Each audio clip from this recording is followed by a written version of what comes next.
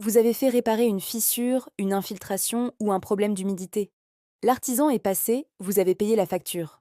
Et quelques mois plus tard, le problème revient, exactement au même endroit. Vous rappelez, on répare à nouveau, et ça recommence. Si vous vivez cette situation, vous n'êtes pas seul. C'est l'un des cas les plus fréquents que je rencontre en expertise bâtiment. Et je vais vous expliquer pourquoi ça se produit, et surtout comment sortir de ce cercle infernal.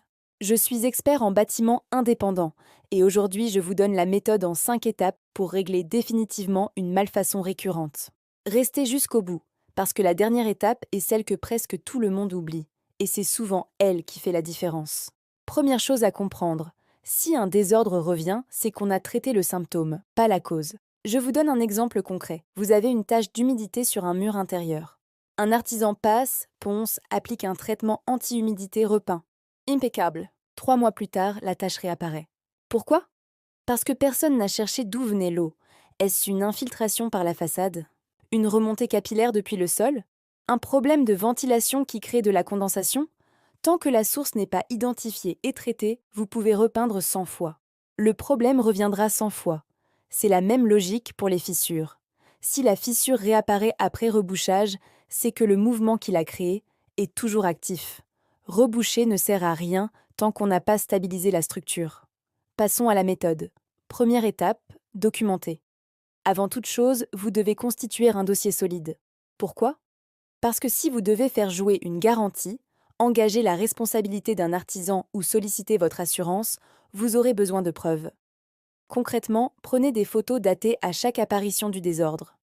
Notez les dates, les conditions météo si c'est pertinent, et gardez toutes les factures des interventions précédentes. Si possible, mesurez l'évolution. Pour une fissure, vous pouvez poser un témoin en plâtre ou simplement mesurer sa largeur avec un réglet. Notez ces mesures. Ce dossier, c'est votre meilleure protection pour la suite. Deuxième étape, identifier la cause réelle. C'est là que beaucoup de propriétaires se trompent. Ils rappellent le même artisan qui refait la même réparation. Ou ils appellent un autre artisan qui fait exactement pareil. Le problème, c'est qu'un artisan est là pour réparer, pas pour diagnostiquer. Ce n'est pas son métier. Pour trouver la cause d'un désordre récurrent, il faut une analyse technique approfondie. Ça peut nécessiter des investigations, sondages, mesures d'humidité, études de sol, analyse de la ventilation, vérification de la conformité aux règles de l'art. C'est le travail d'un expert en bâtiment. Quelqu'un qui n'a rien à vous vendre, qui ne va pas réaliser les travaux et dont le seul objectif est de comprendre ce qui se passe. Un diagnostic précis, c'est la fondation de tout le reste.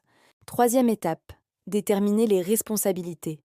Une fois la cause identifiée, une question essentielle se pose. Qui doit payer? Si votre maison a moins de 10 ans, vous êtes peut-être couvert par la garantie décennale. Cette garantie couvre les désordres qui compromettent la solidité de l'ouvrage ou le rendent impropre à sa destination. Si un artisan est déjà intervenu et que sa réparation n'a pas tenu, sa responsabilité peut être engagée. Il a une obligation de résultat. Si le désordre est lié à un vice caché présent lors de l'achat, le vendeur peut être tenu responsable. Tout cela dépend de la cause technique du problème. C'est pour ça que l'étape du diagnostic est cruciale. Sans elle, vous ne pouvez pas savoir vers qui vous retourner. Quatrième étape, exiger une réparation adaptée.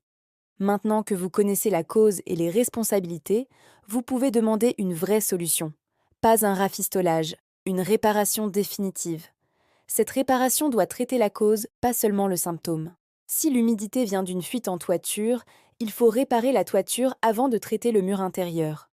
Si une fissure est causée par un mouvement de terrain, il faut peut-être stabiliser les fondations avant de réparer la fissure. Demandez un devis détaillé qui précise les travaux et les garanties associées. Et surtout, ne payez pas la totalité avant d'avoir vérifié que le problème est réellement résolu. Gardez une retenue de garantie si possible. Si l'entreprise responsable refuse d'intervenir correctement, un rapport d'expertise technique vous permettra d'appuyer votre demande, y compris devant un tribunal si nécessaire. Cinquième et dernière étape, celle que tout le monde oublie, contrôler après les travaux. Une fois la réparation effectuée, ne considérez pas que c'est terminé. Surveillez. Pendant plusieurs mois, vérifiez régulièrement que le désordre ne réapparaît pas.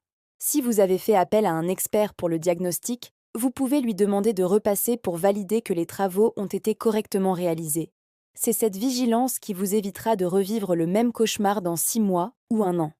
Pour résumer, documenter, diagnostiquer la vraie cause, identifier les responsabilités, exiger une réparation adaptée et contrôler après travaux.